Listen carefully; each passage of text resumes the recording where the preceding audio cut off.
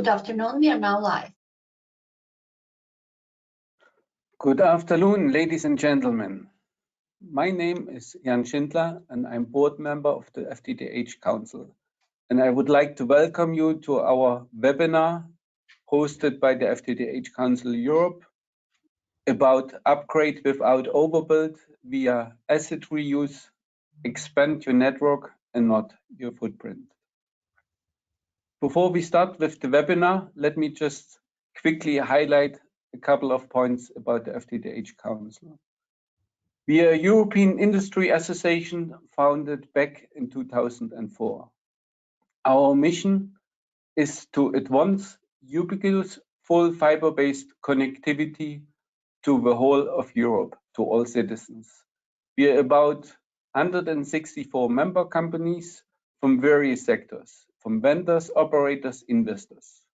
Our activities include expert advices to policymakers and regulators, preparing studies and reports, providing a network platform, and of course our annual flagship, the FTTH conference.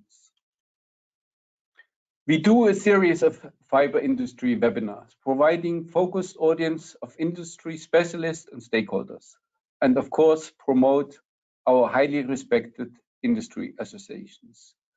And now just some practical information. Our webinar will be recorded and accessible digitally after the session. Given we have received your consent, you will be notified about future FTTH Council Europe webinar series events.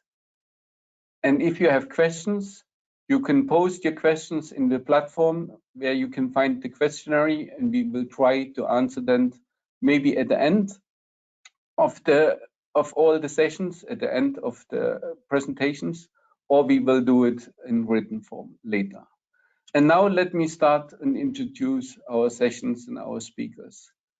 Our topic is use assets to reuse strategies that unlock new space in existing telcos and public sector ducts. We will speak about fiber deployment methods that overbuild and accelerate time to market. We will also speak about optical cable innovations that deliver unprecedented fiber density and network infrastructure products that eliminate emissions and increase circularity with no compromises on quality. Before we start, let me just highlight our greatest challenges from today's times. We will need to solve the energy transition from fossils to fuels to renewable sources. We need to tackle the electrification of our society, enabling the application of electrical power for the world. And something what concerns us, the digitalization of our world, channeling and transporting the explosion of big data. Just one example you see here on the slides, where I used the global mobile network data traffic as a highlight, increased to 2028. Which actually shows you a dramatic explosion of data. But not to forget, with that explosion, you see also the explosion of the energy consumption for this data transmission. You see from 2015 to 2021, a change of plus to 60% on this transition of energy. And now let me just highlight what also concerns us nowadays, understanding carbon emissions. Carbon emissions, we can influence in scope 1. It comes from our own operation, it's controlled by ourselves. Emission 2 comes from indirect emissions, where we, for example, purchased electricity, steam, heating, or cooling from our own use. And scope 3 is emission that occurs upstream and downstream in the value chain. And here we have the least influence on it. And now let me just ask you a questions. We prepared a poll where you can answer right now. What do you think is the typical percentage of a telecommunication operator emissions in scope 1, do you think it's less than 10%? Scope 2, less than 20%, or scope 3 is above 70 up to 98%? I will launch it right now, and then you will see it, and I will give you time to answer it in the next 30 seconds, and then I will close it and see what makes actually sense from a telecommunication perspective. I will give it 2 more minutes, and then we will also see the answer already. And you will see in a minute that maybe most of you, or basically all of you, have been right. So I will close it right now, and then I will share the outcome. And as a matter of fact, you see it right now. If I go back to my presentation, that all of you have been right. So on scope 1, we see that less than 10% is come directly from our operations. About 20% is coming from generation and purchased energy, but the most issue is on scope 3, where we have the last at least influence that up to 70%, could be up to 89%, comes from that scope 3, where we have basically no influence. Now also very quickly highlight that some of our companies have already some long-term and near-term targets on CO2 emission. On scope 1 and scope 2, you see it on the left side from Orbia, the mother company of Dura-Line, or from Prysmian itself, where we have a clear path and our commitment to get to net zero until 2050. And I believe all our stakeholders in our industry should go in the same direction. And we will see at the end of our webinar why it will be even more important than we think. But nevertheless, let's now introduce our speakers. Let's speak about our challenges. We spoke about the limited space we will speak about the limited space for installation. That is limited resources, so cost, time, and workforce is not the only issue, but also sustainability will be a big concern and will be related to it. And with that, we will have the same performance and the same installation efficiency. With that, let me introduce our first speaker, Matthew Gannon, who is Global Application Marketing Manager of Dura-Line. Matthew, the floor is yours. Thank you, Jan. Can you just confirm you guys can see my screen? Yep, okay, cool. Well, yeah, thank you, Jan. As Jan said, my name is Matthew Guinan, and I work in marketing at Dura-Line, and we are the world's largest manufacturer of microducts for telecoms networks. And what I want to think about is how we actually go about doing this thing that it says on screen, so expanding your network and not your footprint. And from our perspective, the answer is actually with a couple of simple changes with regards to that underlying physical infrastructure of the network. The first change is what we deploy in terms of our product use. If we're thinking about those things that contribute to the scope 3 emissions of a telecom network. So first of all, in terms of reusing to reduce, we can reuse existing materials. So this is about increasing circularity in the supply chain in order to limit the impacts of the components that we're putting into the network. And I'll talk a little bit about how we're doing that at Dura-Line with microducts made from reworked materials. And then these can be deployed in conjunction with smaller fiber cables as well that reuse fewer raw materials to kind of reduce that from a solution perspective. And Adrian from Prysmian will talk about that after me. And then the kind of second reuse strategy is to reuse existing assets. So that means those outsourced activities in that scope 3 bucket. revitalizing existing ducts that we've already got in our network and avoid the cost, time, and disruption of new civil works. And I'll talk about a method called a microduct override, which allows us to do that, whereby we install microducts alongside existing cables, and that gives you a simple, cost-effective, low-risk capacity upgrade, and it's also very low impact environmentally as well. So first of all, let's think about this concept of circularity and talk about how we are increasing that circularity in the microduct supply chain. So at Duraline, we take high quality resins from external sources and turn those into high density polyethylene pellets. Those pellets are heated and extruded, and they're extruded into individual microducts, which we then combine into bundles, and that's what goes into the network. So this is a simplified approach, but what happens is there is always routine fallout from any manufacturing process, and in the extrusion process, that's a little bit of fallout high density polyethylene. And what we can do, because we're taking high quality sources, is we can be sure of the quality of that reworked material. We can turn that back into pellets and make that into reworked microducts that can then be installed in live networks. And the benefit of this is that it yields a 15x reduction in the carbon emissions compared to those equivalent regular microduct products, and none of that waste is actually going to landfill.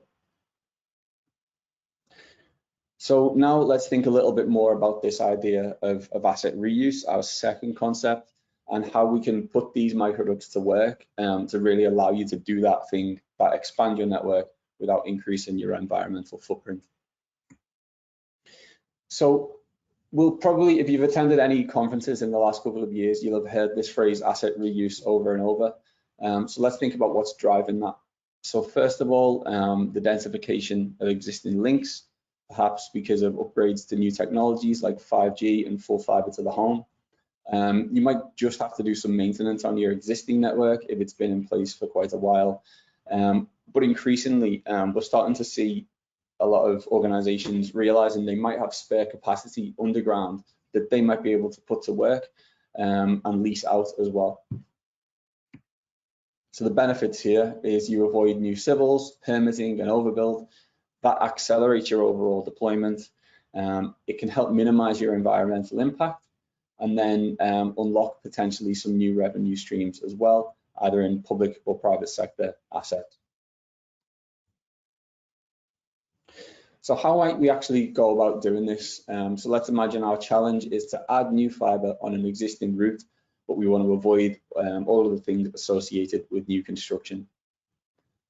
So if we imagine we've got a kind of standard 40-33 millimeter duct, 40 being the outer diameter and 33 being the inner diameter, kind of commonplace here in Europe, with a 144 fiber loose tube cable with an outer diameter of 16 millimeters. It's worth saying that we always say that cable overlays can actually damage the new and the existing cable, and it's therefore not recommended from kind of a safety perspective, but it does happen. So if you were to do this, you would get a total fiber count of 288 and a capacity increase therefore of 2x. But you can kind of avoid all of those concerns regarding the safety of the installation, but also get a much higher fiber count if you take the second option, which would be a microduct override. So in the same duct with the same 16 mil cable in place, what you can instead install is two 12-10 millimeter microducts, 12 on the outer diameter, 10 on the inner diameter. And now with the advances in cable technology, which Adrian's going to talk about, you can actually get 864 fibers into each of those microducts, giving you a total fiber count of over 1,800 fibers, which is a capacity increase of 13x without having to break ground at all. And overrides really are a particularly versatile upgrade solution. So the number and size of microducts that you install in an override really depends on your fiber count requirements and your routing requirements as well. So on the left-hand side, let's imagine we're in a dense urban location, lots of connections to make, distributed locations. For that reason, we might install smaller microducts in greater numbers to get more pathways. So we see 5, 12, 10s on the left. But if we are, let's say we're installing backhaul fiber, we might instead install fewer larger pathways to accommodate cables with higher overall fiber counts. So you see 3, 16, 13s on the right. But it's crucial to note that the key in both scenarios is to install all of those microducts at the same time, rather than going one by one. And then David at the end from Plymouth will talk a little bit more about why that might be necessary. So how might we go about doing an override, or rather installing microducts into an existing network, whether that is an empty duct or whether it has a cable in place? So there are two main methods. The first is mechanical insertion, and that entails either pulling or rodding. In both cases, that involves feeding something through the duct, either a rope or a rod, and then pulling those microducts back through the conduit so that you can install your microcables. And then the second method is air jetting, which you can use to install microducts and cables themselves quicker and over longer distances. And the appropriate method and the choice between these methods is determined by the size, material, and length of the existing conduit that you already have in place. And we can kind of visualize that choice through quite a handy little decision tree. So the first consideration is our material of that existing duct. So if that's made of PVC, transite, or terracotta, which are kind of legacy materials that you might find in place, these are going to be kind of more prone to cracking, meaning they'll be harder to pressurize with high-speed air. So you're going to want to use the mechanical insertion methods here of pulling or rodding. But on the other side, if you have a duct in place that is made of HDPE, then you're going to be able to use the mechanical insertion methods, but you're more likely to be able to air jet as well, because it's more likely you'll be able to pressurize that duct for jetting. The determining factor then is the inner diameter of that existing duct. So if it is bigger than 50 mil, you're going to want to pull or rod. And then if it is lower, that's when we can start to pressurize those ducts, and jetting becomes a consideration. However, if you go in short distances and your chambers are, say, less than 300 meters apart, with the setup time for jetting, then you might just want to use the mechanical insertion methods to complete these short installations. But then really, if it's over 300 meters, that's where jetting really comes into its own. And that's where you're going to want to be using that high-speed air to install your microducts. So a little summary of those options. So pulling, chamber spacing less than 300 meters, good installation speed, the well-established method this for short distances in older structures. Alternatively, the second mechanical insertion method is rodding, which gives you an improvement in speed, so faster installs over shorter distances. And then jetting, so that in terms of speed is the best option, and it's going to give you longer distances at higher speeds, and it's also the most appropriate method for overrides as well. So in my final section, just some technical considerations and best practices for working with microducts and completing overrides. So first of all, we've got two critical calculations for what we call fill ratio. And that fill ratio just means how we're filling either the existing duct or how we're filling the individual microducts. And the first calculation is for overrides, and it uses cross-sectional area to determine the appropriate number and size of microducts that we want to install into that occupied duct. So it might sound complicated. I personally haven't used pi r squared since I was at high school, I don't think, but that's what we're using here. So we take the area of the existing cables, the area of the additional microducts you want to install, and then divide that by the inner area of the existing duct, multiply that by 100, and that fill ratio should not exceed 55%. If it doesn't, then your microducts are going to fit, and you're going to be able to do that override. And then with your microducts in place, we then need to determine the right microcable to install into that microduct. And to do that, we take the outer diameter of the proposed cable divide that by the inner diameter of the microduct you have in place, and then multiply by 100. And as long as that figure is between 50 and 75%, then that's your optimal fill ratio range, which is going to give you the best possible jetting performance in terms of the air that is going to carry that cable through the microduct. And fortunately, you don't have to remember these things and do them on the back of an envelope or the back of your hand when you're out in the field.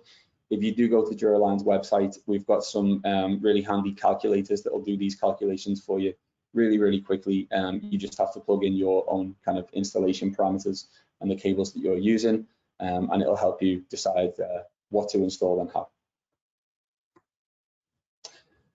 Next consideration, and again, David from Plumitas will talk a little bit more about this, but it's the Y block or the Y connector. So this is a specific piece of apparatus that is used for an override. So what you see here is, let's imagine our jetting machine is over on the right.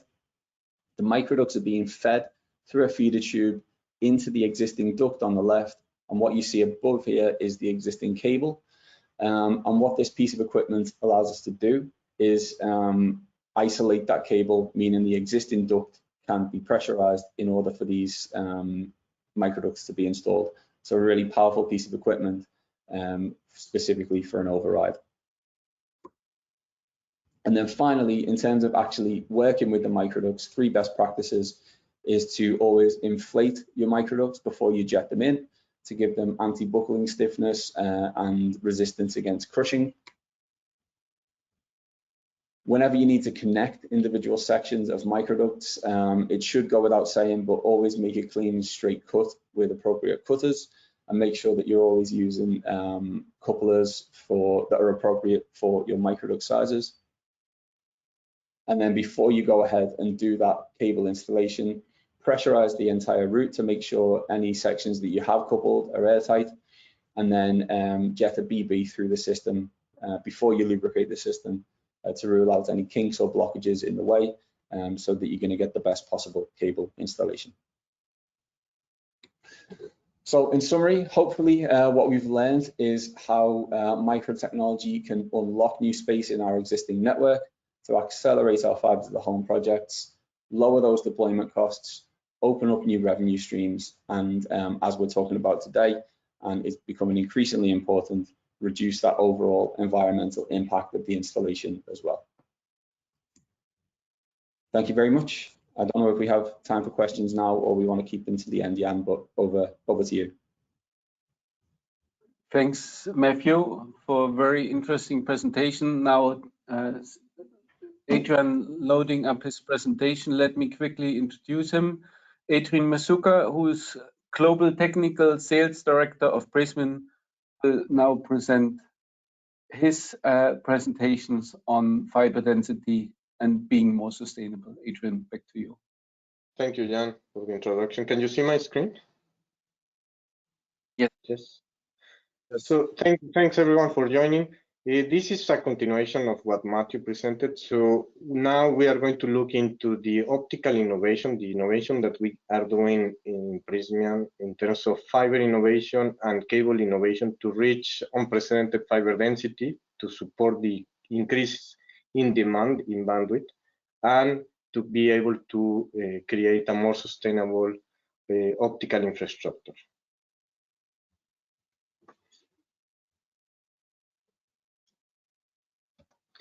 So one of the key enablers to create more innovative and higher density optical cables has been the advent of reduced diameter fibers, especially bending sensitive fibers that started in 2006.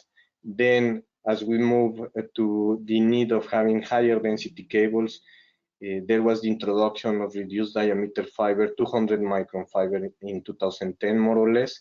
This type of fibers have the same cladding diameter, so the same glass diameter of 125. What we do is reduce the coating diameter to make it smaller, 30% smaller, and in this way we are able to densify the network. And then in 2019, there was the introduction of 180 micron fiber, again with the same idea in mind, to be able to increase the fiber density and support the bandwidth growth in demand. A 180 micron fiber is 50% smaller than the standard 250 micron, and that way the cables can be made with higher fiber counts in the same diameter. In order to be able to cable an optical fiber with a smaller diameter, it's very important to look at two aspects. First is the glass.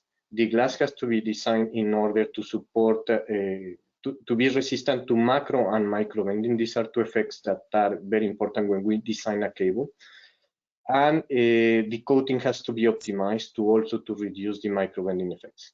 So here in this plot, what you see is G657A2 200 micron fiber with a very optimized glass and very optimized coating, and you can see that the microbending effects is very low. So especially at longer wavelengths at 1550, 1625, the microbending loss is lower, and this allows to create very high density cables. Why microbending is important? Because microbending is related to the stress that is applied into the fiber.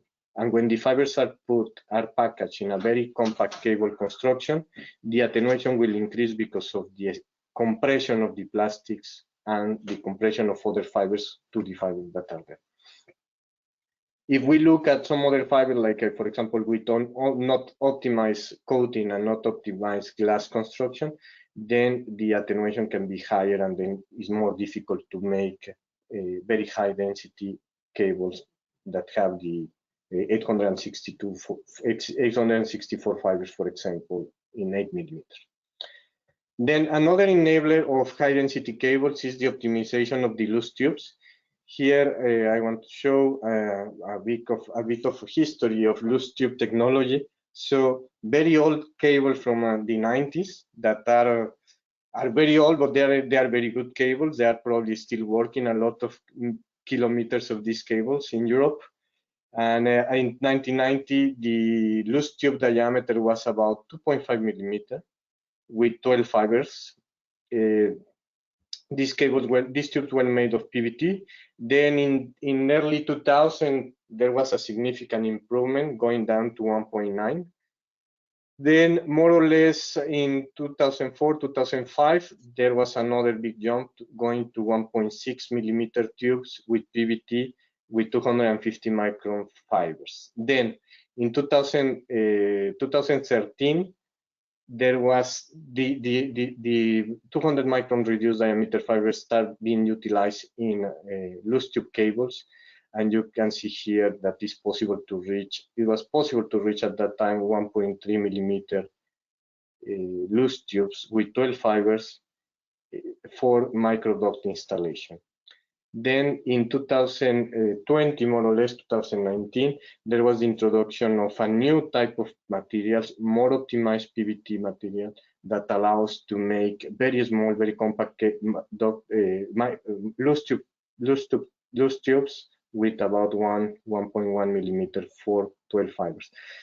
Then with the introduction of 180 micron fiber in 2019, 2020, it was possible to develop loose tubes with 12 fibers and only 0.9 millimeter. You can see here that there is not a lot of space left for the fibers to move. So that's why microbending is very important when we design this type of cables. These are some examples of advanced high-density cable systems that are available now and that can be used in fiber-to-the-home deployments or data center interconnect network, any type of network that requires high density.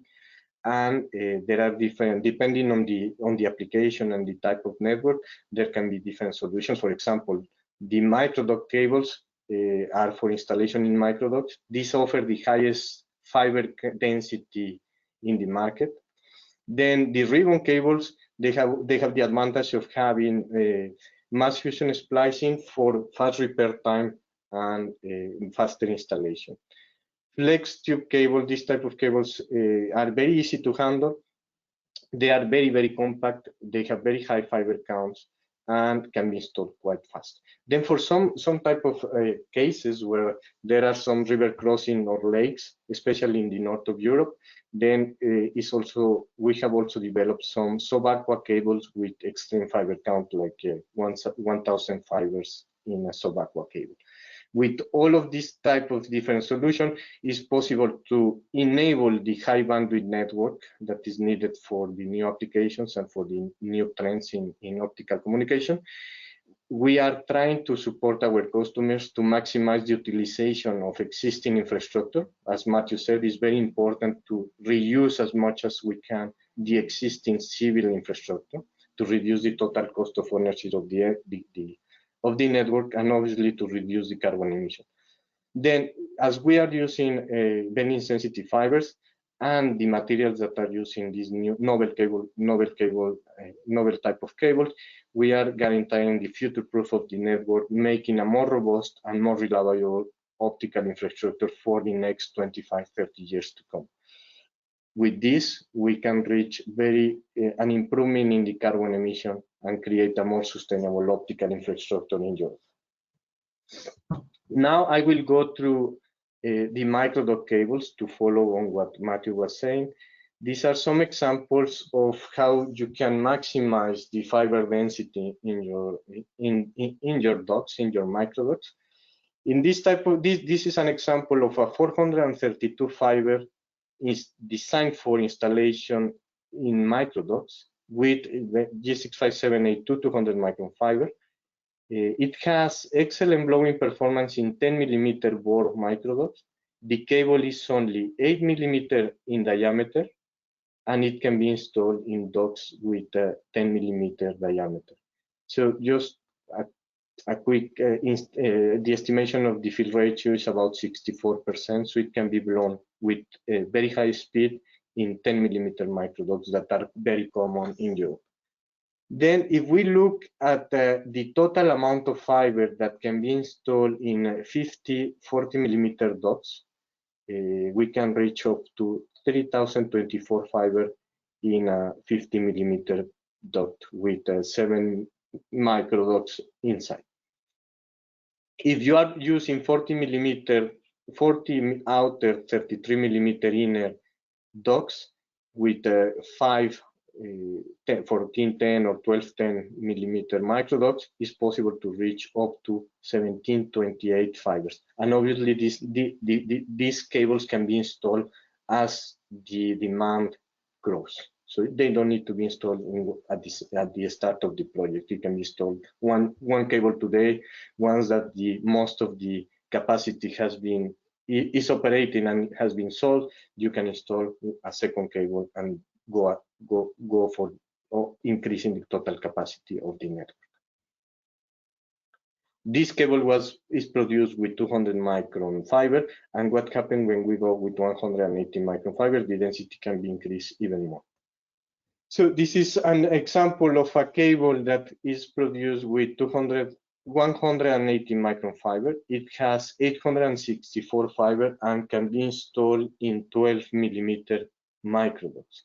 The cable OD is 8.8, 8.9 millimeter microducts, and the fill ratio is about 67%. It can be blown in 12 millimeter microducts, and in a 4033 duct is possible to reach up to 4,456 fibers. So these are some examples of what optical innovation is bringing to high capacity networks. You can see that it's possible to reach extreme fiber count in very small diameter cables. They can be installed quite fast by blowing at the speeds of 50 up to 80 meters per minute. This is now we will look into the sustainability. Obviously, when we make a reduced diameter cable with reduced diameter fiber and using clean energy in Europe, that is quite important for optical fiber manufacturing. The consumption of energy in the fiber manufacturing process is a very energy consuming process. So when we take everything into account, fiber production in Europe, cable production in Europe, and reduction of raw materials, we can create a very green solution for our customers. For example, in this case, this is a use case of one of our customers. that in the past they used to have a microduct cable with an outer diameter of 6.5 millimeter. That was the standard cable that they were using.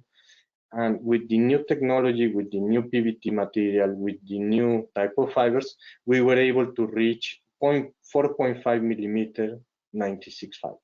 So this is 50% less weight for the cable, 50% less polyethylene for the cable. When we go to the microduct, then the reduction of polyethylene is more significant, because in the past they were using 1410 millimeter microducts, so like this one you can see here with the bigger cable, and now they can move to 107 millimeter microducts with a smaller cable. Here you can see the 7-way for 192 version cable. So there is a significant reduction of the weight of the cable, the polyethylene used in the cable, and more important, significant reduction of 50% of the polyethylene used in the microducts. In terms of civil cost reduction and installation, this type of cables and microducts are easier to install, faster to install. There is a significant cost reduction in the civil work. As you can imagine, like if the microduct is 50% smaller, then there is less digging, less civil works. The microducts are, as they are smaller, they can be deployed faster. They don't have a lot of memory, so you can see here that they lay straight quite easily without any bending, and this allows for jetting speeds of up to 130 meters per minute. So very fast installation speed without a lot of civil work, a significant reduction of the civil work. Then another benefit when we are using smaller cables and smaller microducts is in the transport and storage. As you can see in this picture here, in one drum, we can put the same length of microduct that we were able to put in with the previous diameter of microducts. So there is more length per drum, and therefore there is less waste, less cutting losses when the microducts are installed. Normally, in an installation, there is always between 60 to 100 meter or 150 meter of microduct that are wasted per drum. So as we have 3 drums in one, the length of 3 drums in only one, then there is about 60 to 70% less waste of cutting losses of the microducts. There is less drums that we need. There is less transport and storage space, and less movement, less shipment to the construction site. All of this reduces the carbon emission of the deployment. Based on that, we did an environmental product declaration, an EPD, for looking at the cable without taking into account the installation and the other contribution to reducing the carbon emission. But we did this based on a 96 fiber cable. It was certified by an external laboratory that is doing this EPD certification, and they confirmed that there is a 40% reduction of CO2. You can see that here that there is a significant reduction in the CO2 emission due to the polyethylene used for making the cables. Then another area that we are looking into, as Matthew mentioned, is to use microducts with reworked polyethylene. There is less virgin material, and therefore there is less carbon emission when we use reworked polyethylene. All in all, there is a significant carbon footprint reduction when using reworked polyethylene and smaller cables and smaller microducts. And just to give you an idea, 1 kilogram of polyethylene is equivalent to 11 kilos of CO2. So in a project with 7,000 houses, 10,000 houses, there is a lot of CO2 that can be saved by using novel cable solution and novel microduct solutions. Another way to maximize the utilization of the network is to use overblown systems. Matthew already explained about override of how to install microdocs in existing docs. And here is about installing, when there is not enough space to install a microdoc, we can still do an installation of a cable in the already utilized microdoc. So for example, within your cable system, we can put up to 576 fibers in already occupied 40 millimeter dots. By doing this, there is limited environmental impact and it can be reached very high fiber count. Another innovative way is to use subaqueous cables to do river crossing, for example, in the north of Europe to cross lakes. And with the new cables that can have very high fiber count, it's possible to have the capacity needed for supporting the broadband deployment projects. Obviously, with this type of cable, there is very limited CO2 emission due to very little civil works. In summary, it's important to utilize the available space to reduce the TOC. For this, we need innovative high-density optical cables with reduced diameter fiber, and this way we can support our customers and the society to create a more sustainable, less polluting optical infrastructure. Thank you. Is there any question? Thanks, Adrian. Yeah, that's a good point. Let me remind you, if you have any questions, please post them in the questionnaire box. And now let me introduce David Clement, Area Sales Manager of Blumenthal. He will take the last part about upgrade without overbuild, and I will hand over to you, David. The floor is yours. Thank you very much. Can you see my screen? Yes. Perfect. Thank you, Jan. So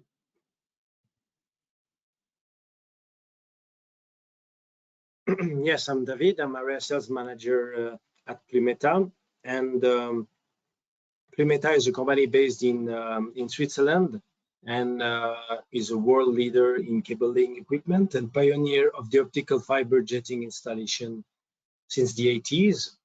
And the goal of my presentation is to share with you the latest innovation on how to install and upgrade existing assets. So to do so,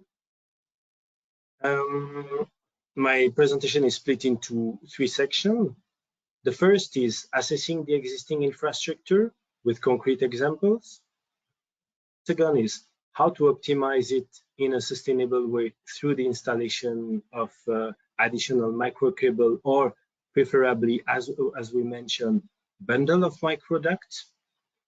And the third is how to be even more efficient and use your resources wisely while managing your installation risk with the latest digital service.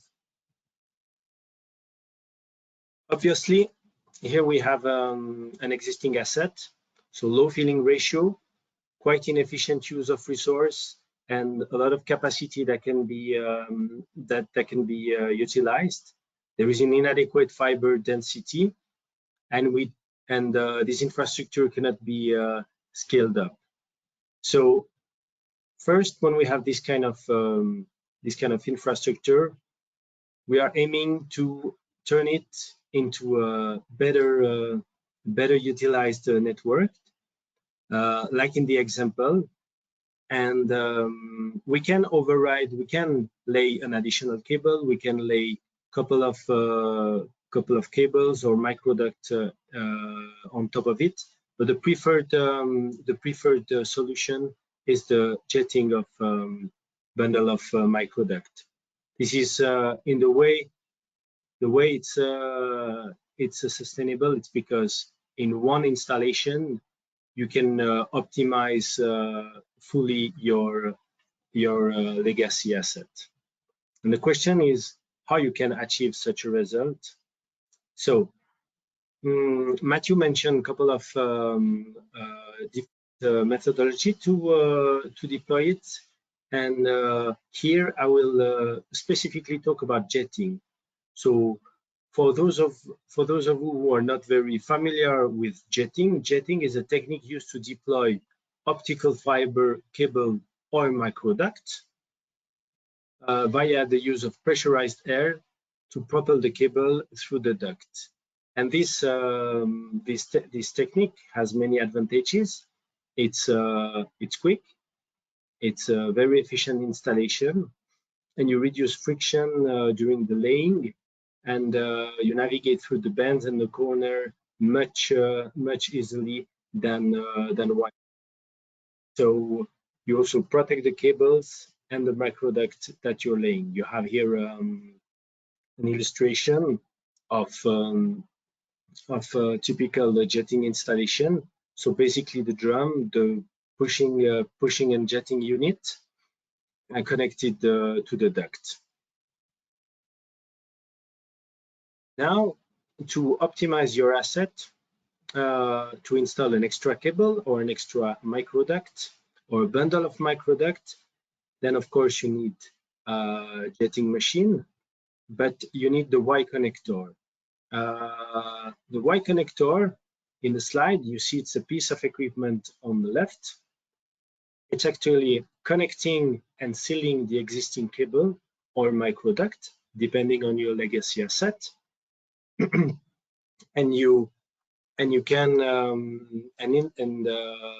this kind of accessory actually doesn't take much more space nor time to set it up. And in this example, we are actually installing, you see it going, a bundle of microduct. You can also install one micro cable or one microduct, but since it's the preferred solution, we are illustrating with a bundle of microduct. So Y connector can also be tuned and adapted and configured depending on your cable, existing cable, and also existing duct diameter via a set of accessories. And then,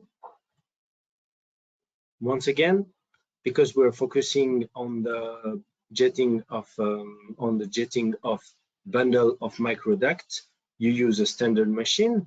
Here it is illustrated, and you can quickly adapt a kit that be configured based on the number and the diameter of microduct that you are blowing.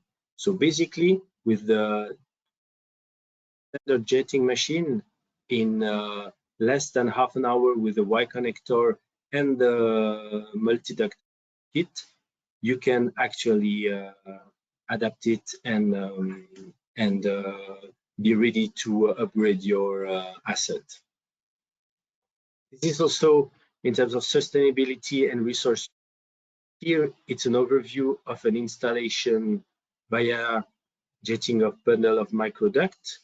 In this case, it's a 6x7mm bundle of microduct that have been installed. And you can see that except the additional drum stand, the rest is identical as a standard cable installation. So basically, with pretty much the same equipment, slightly upgraded, and the same resource, you can already deploy your updated asset. Obviously, there is no work for additional civil work, no more of heavy equipment to perform this job. So in this sense, it's quite sustainable. It's cost effective, and you optimize, of course, your legacy, and you give it flexibility for future expansion. We already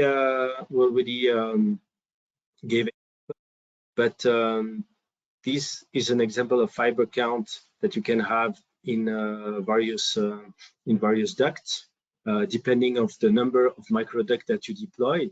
So just a simple example, if you have one cable that was installed, you can increase it. You can increase the the fiber count by 3, 5, 7, or 10, even more depending on the latest cable that you install.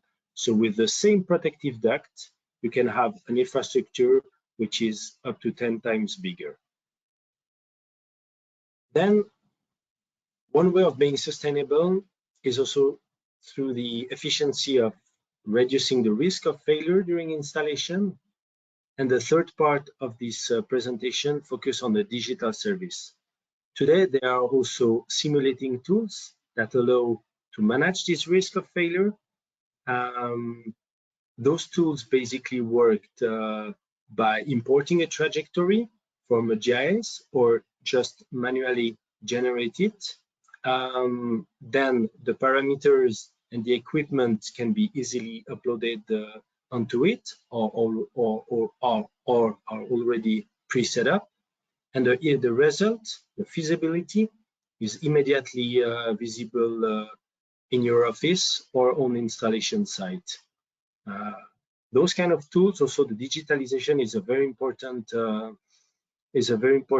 step for using more efficiently the resource and knowing at the start of the installation if you can succeed or not. This obviously allows the installer to plan and to know immediately how much time he needs and don't have to go back and forth on his installation site with many transport or additional material. By knowing immediately and by simulating it, you also do a step in the sustainability and you're more cost effective. So you can illustrate basically the fact that the laying is successful. You can see the red line on top of the screen. It's the limit of the equipment that you've chosen. The blue line, the curve, is the forced buildup. So as long as the forced buildup doesn't exceed the limit of the equipment, your installation is successful. And then on the below right corner, you can see the duct trajectory that either, as I said, was imported via GIS or could be actually generated manually in the system. And on the left part, you can see that the result is positive because we can lay this cable in very well. So basically, in conclusion, today it's difficult to ignore the word sustainability, climate action, or the wise use of resources.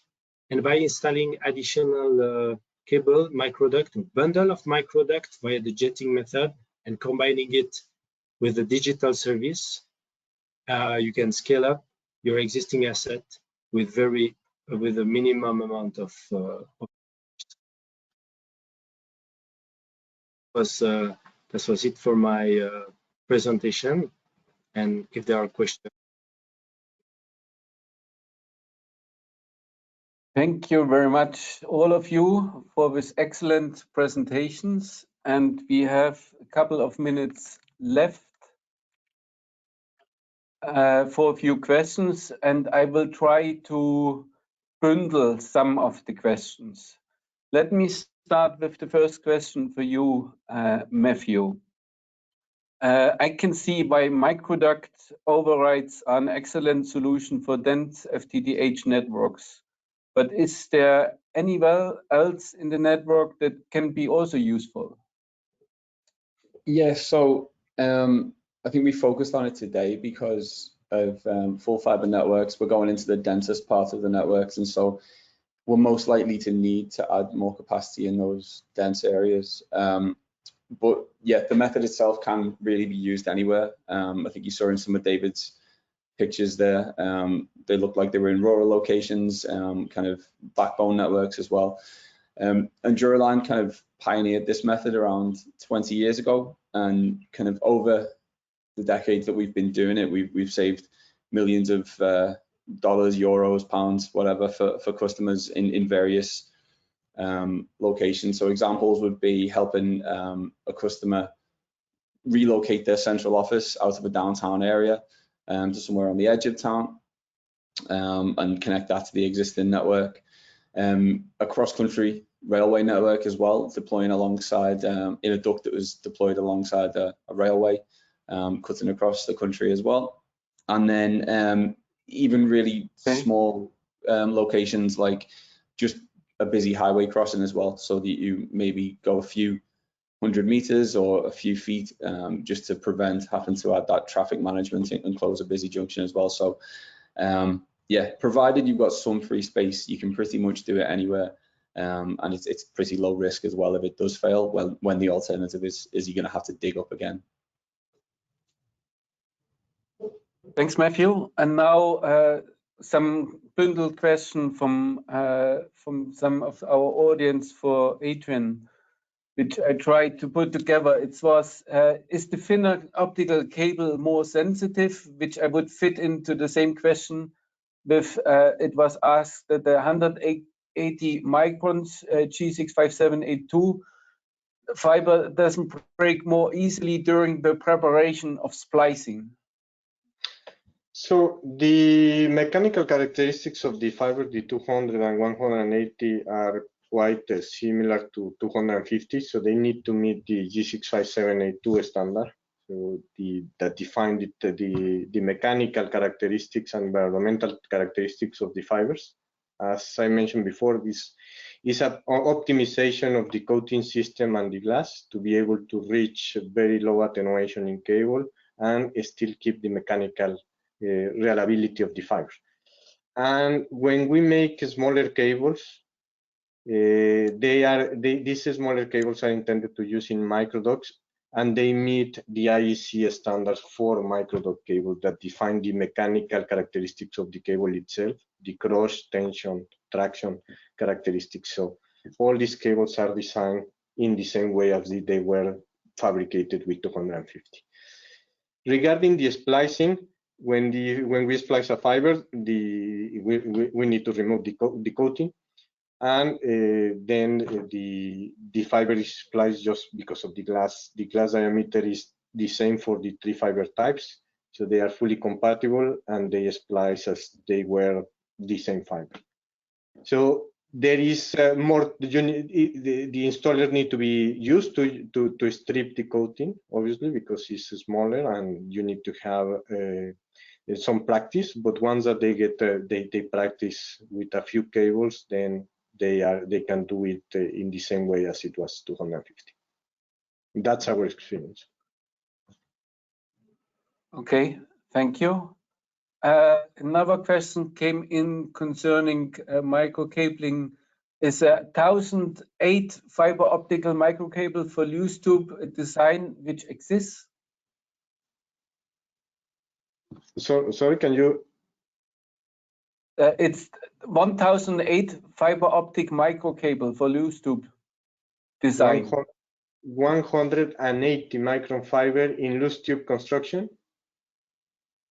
No, 1008 fiber optic microcables in loose tube. 108 fiber microcable in loose tube. No, 1008. Sorry. We had cables with 1720. 1008. I don't think there is something, but it's something that can be designed for certain type of constructions. Yeah. Not a very number. Sorry? It's not a very common number, 1008. No, exactly. And then once more for you, Matthew, can you tell us about any use case for the new microducts made from reworked materials? Yeah, so the one that I was talking about specifically that we've developed from our kind of fallout material was actually developed in conjunction with a fairly prominent customer in the Netherlands, so that they approached us for a specific solution. So they were kind of ahead of the curve on these scope 3 emissions and looking for innovative ways to reduce those in their network. So yeah, we work with them. The most important thing was that it had to perform in exactly the same way as a standard microduct. And so our quality team, our R&D team, sorry, worked with them to ensure that it met the key parameters in terms of technical performance out in the field. So two big things were the spiraling of the duct, so the way it lays in the duct, in the trench, sorry, and then obviously the all-important cable jetting performance. And yeah, off the back of that, it's now installed in live networks in Europe as well. And we only really see the demand growing for it too. So we're actively involved in trying to drive standardization on this kind of product too, so that we can kind of get a standard language and nomenclature and things like that to aid customers like that in calculating the carbon footprint and seeing the benefits of these kinds of products. Thank you. I think we're running out of time. I look at my watch and it's about 3 o'clock. Let me just emphasize one more why all our companies, all our stakeholders, but all our customers are not only pushed from, pushed in the direction of the different emissions in Scope 1, Scope 2, Scope 3. But the point is, soon or later, starting for bigger companies already in 2024, we have a directive from the European Commission, which is called CSRD. And CSRD is a directive where all our stakeholders in downstream and upstream will need to report. So we will be pushed not only from our customers, but also from our suppliers, but also from the regulatory affairs. So with that, let me thank again all our speakers, Matthew, Adrian, and David, for your great presentations.